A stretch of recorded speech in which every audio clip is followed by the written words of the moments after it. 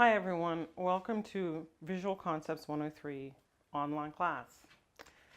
Today, what I'm going to demo is your wire project, and it's called Wired.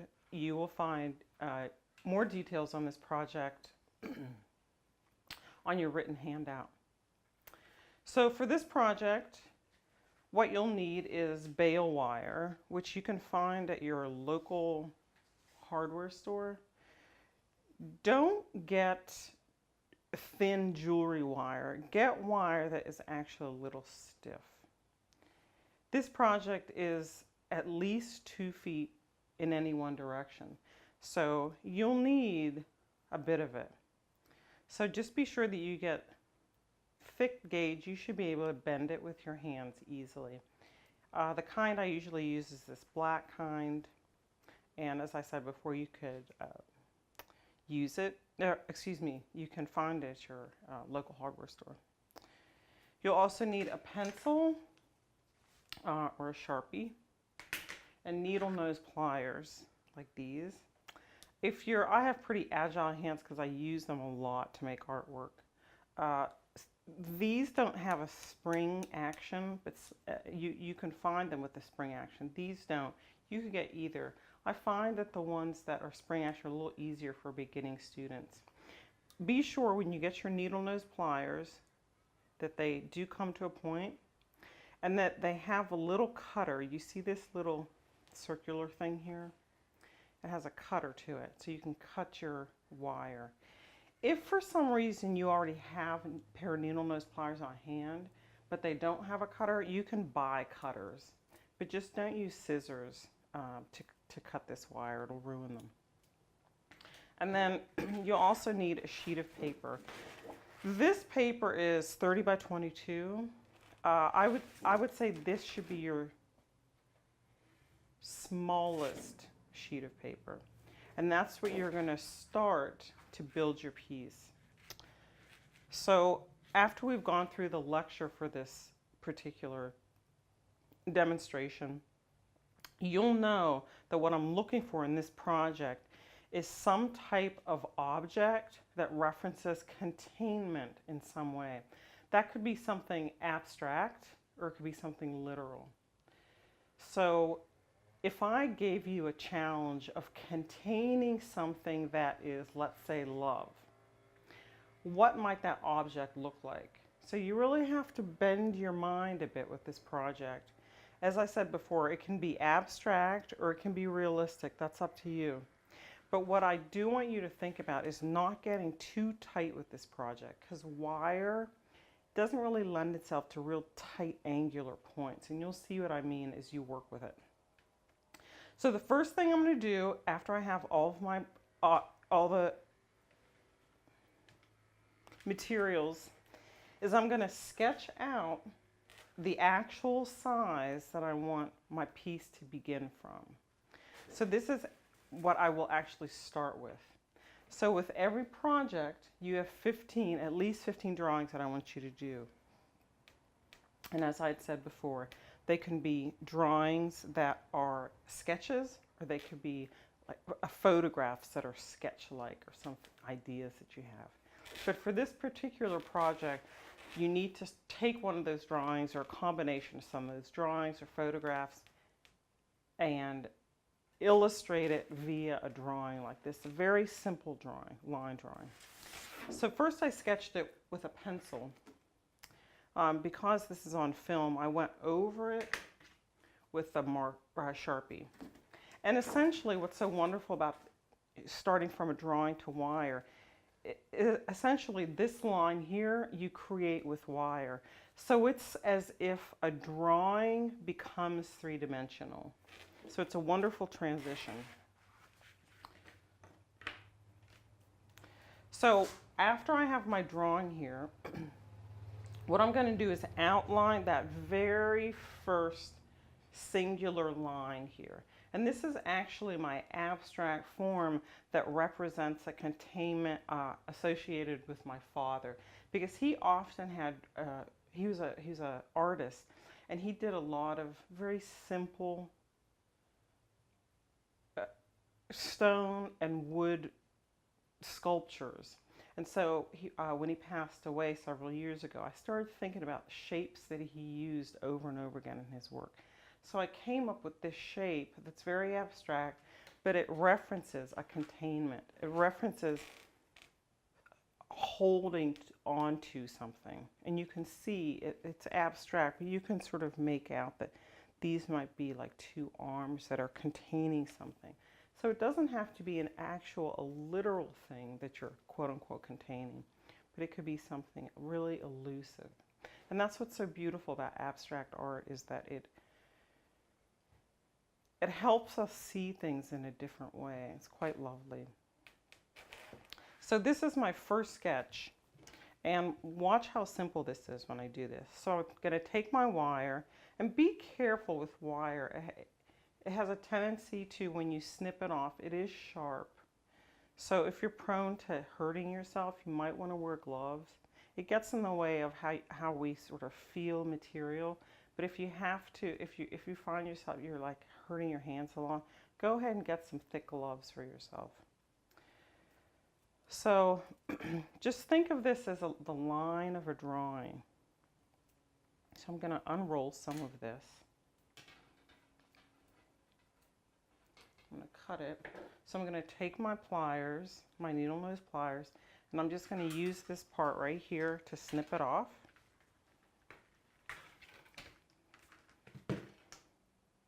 And then I'm going to start to actually learn this trick from one of my students. She couldn't quite figure out how to make something three-dimensional with this project. This was years ago in my foundations class. And she did this. She had this idea to sketch it out first and then lay the wire over it. So I have her to thank for that. So I'm literally kind of tracing this guy that I've drawn with my wire. And I'm just gently bending it into position.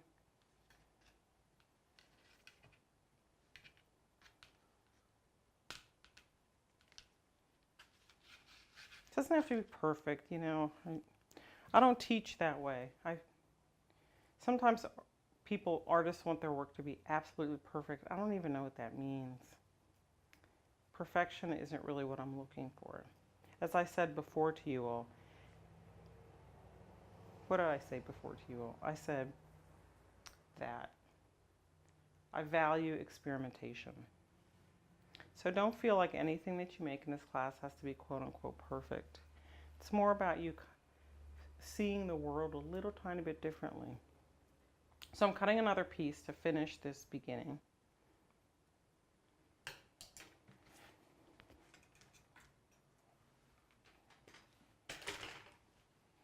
So when you attach two pieces of wire, there are a couple ways to do it. My hands are pretty strong because I use them a lot. So you can take two cross and then start to gently twist it around like that.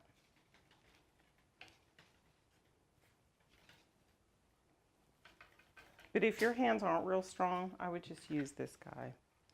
So at the end though, when I can't twist it anymore, I'm just going to pull it around with my needle nose. See that? And then I want you, this is really important, I want you to cinch it down. There shouldn't be any pieces that stick out like that.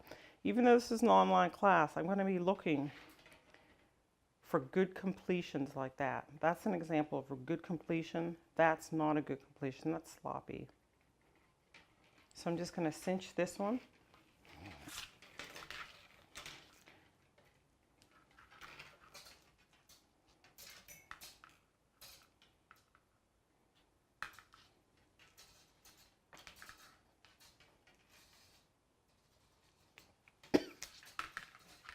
And there I have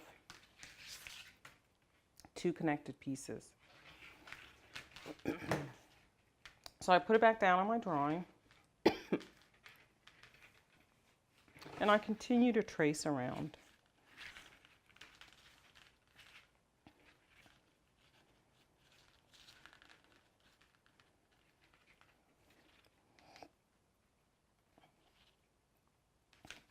So these two need to connect. There's quite a bit of wire here, so I'm just going to snip that off. And then I'm going to connect my two pieces. Just like I did last time. This time I'm just going to use mainly the wire looks like. I'm just going to use my needle nose this time. So as I hold one side, I twist the other. It gets a little bit unruly, but you'll see how it won't always be like this. It'll be firmer. So remember your detail. Remember that when part of your grade is the technical. A big part of it is concept too, but definitely technical is important.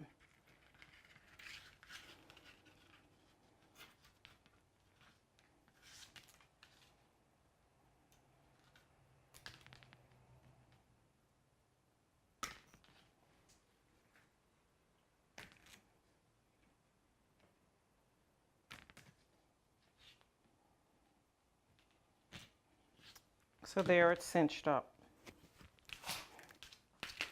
So this is generally the beginning of my drawing. I know it doesn't look like much now, but you'll see how we build up form, which is a word that you have probably already read about in your reading, that your first reading. How you build up form and volume. Think of a birdcage right now, not the film. The actual thing. Think about that. Put that in your mind. It's built up with form via wire. It's stronger wire than this, but that's a perfect example of how wire creates a structure. And in some ways, a bird cage is, it's like a symbol. It can be a symbol for something that's contained or something that is free or something that lacks freedom. So here's the beginning structure of my piece.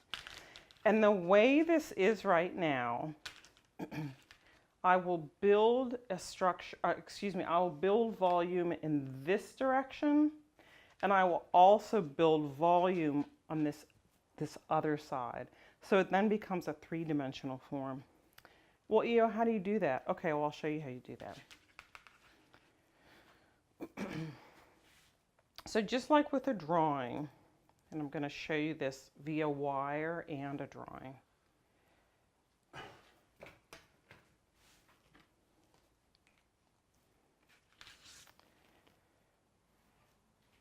When you start to build up form, you may need a little more guidance with your drawings. It depends. If you're used to three-dimensional, probably not. But if I draw a line like this, and like that, and like that. What am I suggesting here? I'm suggesting volume. Why? Because those lines are curved, they're not straight. And so if I go like this through the whole thing, it looks like what are those little breads, little sweets. Can you see how that starts to look three-dimensional? I hope you can. I hope you can see how that works. But let's do that in actuality. So I have my drawing here. I'm just going to pin it up. So I have something to go by.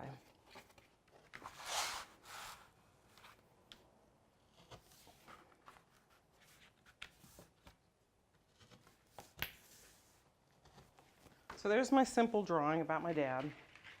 So the first thing I'm going to do is connect the line from the center of my form to the other side of it. And let's say I want it, remember these are at least 2 feet in any one direction.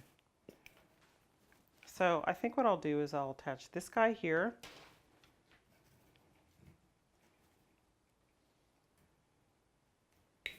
I'll attach this guy here.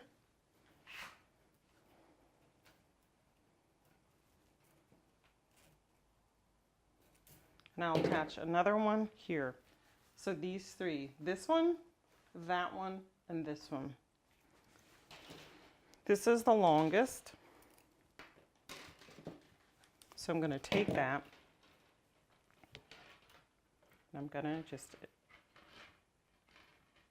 curve it onto that form, the original form. So you're essentially making a three-dimensional drawing. That's why I like using wire. I think it's a lovely process, a lovely way for people to see how something two-dimensional can become three-dimensional. I'll do the same thing here. Your hands do get dirty with this particular baling wire because it has some kind of coating on it. But don't worry, just wash it off.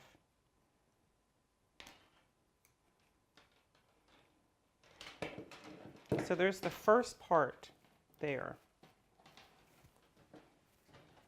Do you see how that starts to happen? Do you see how that starts to make a form? We're going to attach the other two. So this one is going to go to here. And be careful, wire does get a little unruly, so watch your eyes. So cinch it up and attach it over here.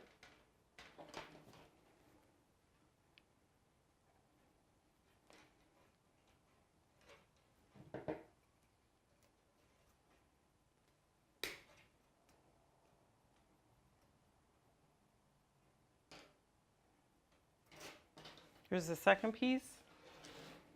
And then I'm going to attach my third.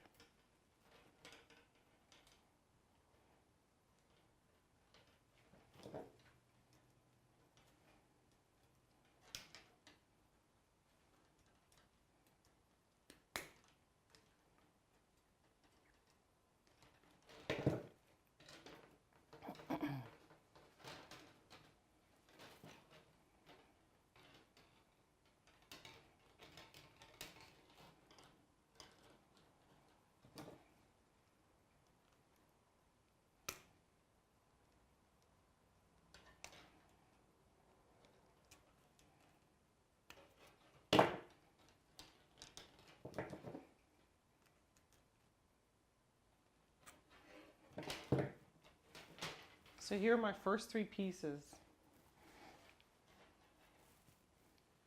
You start to get a sense of how that becomes form. So now we're going to take a piece and we're going to put it around the whole thing here. From here over. A couple ways you can do it. What I would suggest is doing it in small sections first. So again, think of birdcage.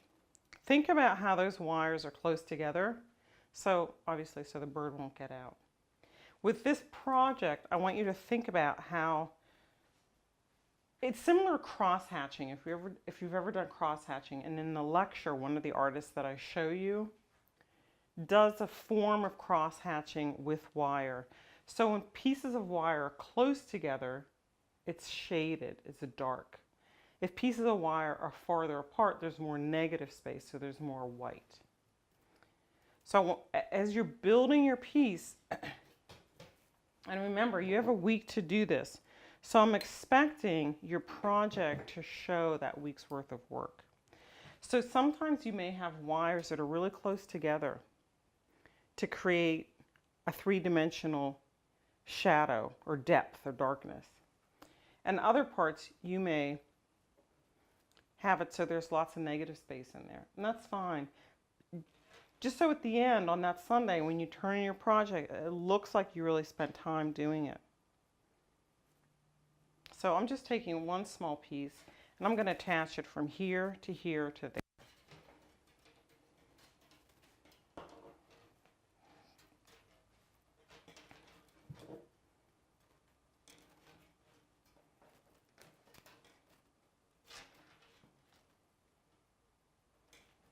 So I start here.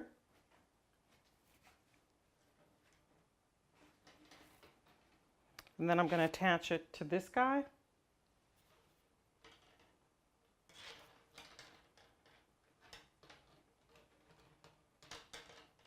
Just one turn is good. And then I'm going to go over here and attach it onto here.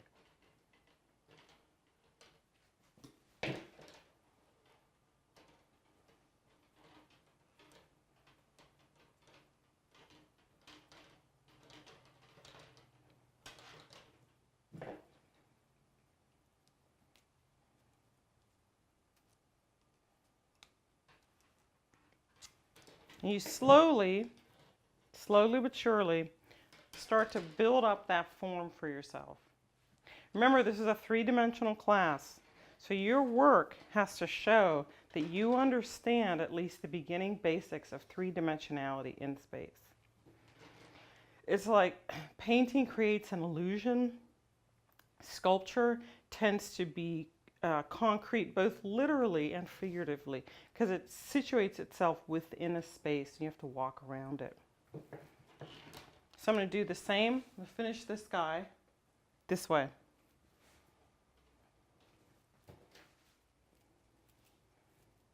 And this wire is really nice. It's my favorite wire to use. As I said before, there's jewelry wire, which is pretty expensive. And you couldn't really build something like this without, one, spending a lot of money, and two, using lots of it. And it's not structurally what I want you to start with in this class. Let's say you're building small pieces, little tiny small pieces. You could probably use that jewelry wire. But I try with this class to keep the cost down. So a lot of your projects are things you can find around town. I don't know if you live in a city or a small town, but there's always a hardware store somewhere. Or a thrift store. So this one's a little, that should be okay. Just talking to myself.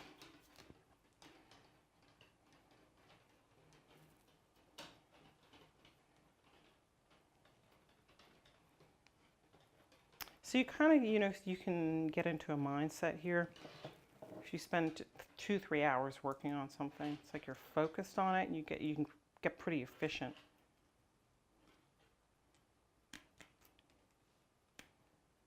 Okay, so there's our first half. If you think of this as a half. Here's your first half.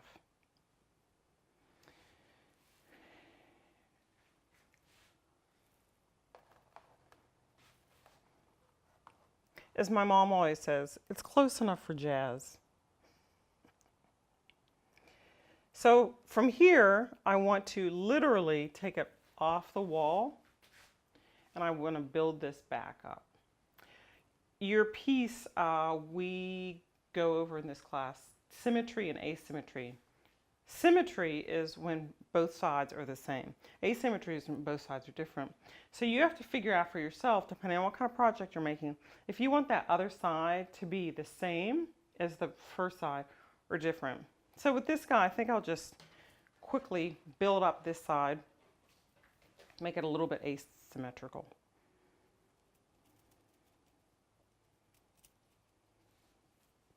I purposely show you the beginning demonstrations, not a finished product. Why? Because I want you to think for yourself. I show you artists that do similar things, but remember, as I said before, there's no wrong answer. There's just it's about how creative you are.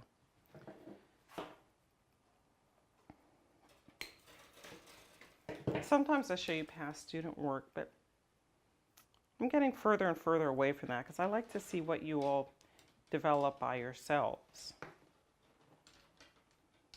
So I'm just building up that other side that's going to be a little asymmetrical.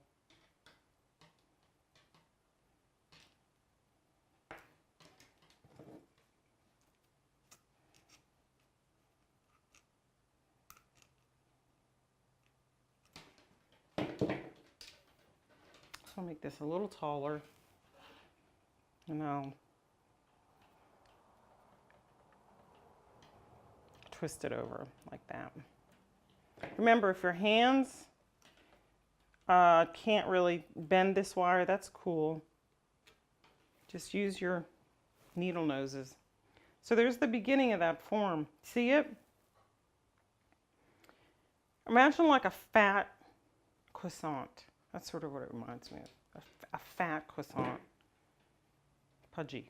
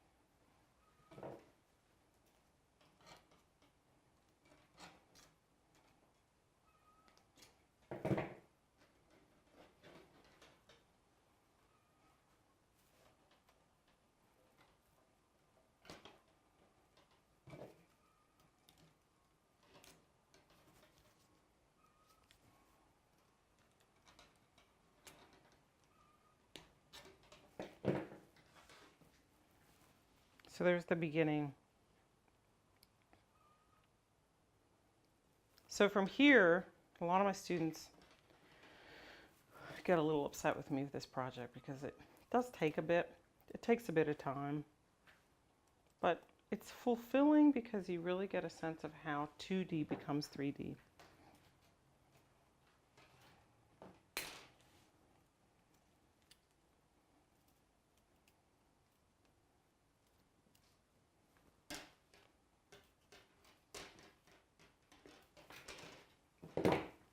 So I'm going to attach this center spine.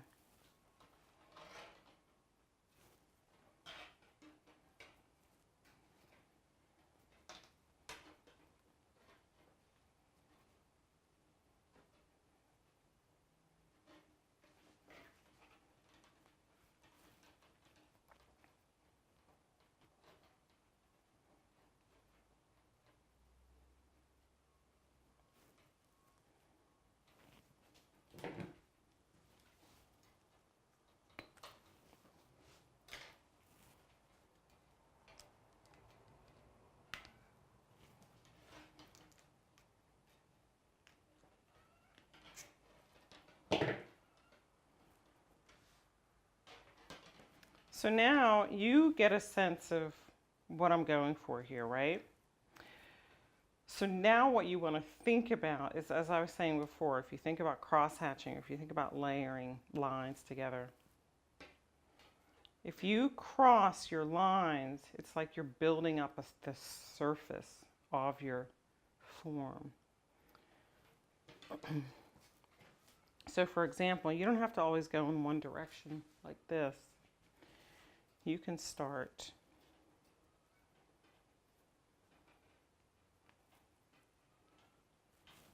building up lines crisscross.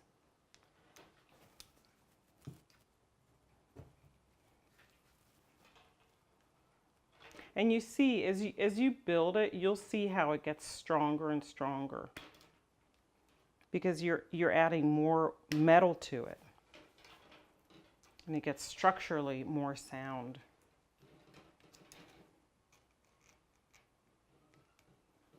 So you could attach pieces like this.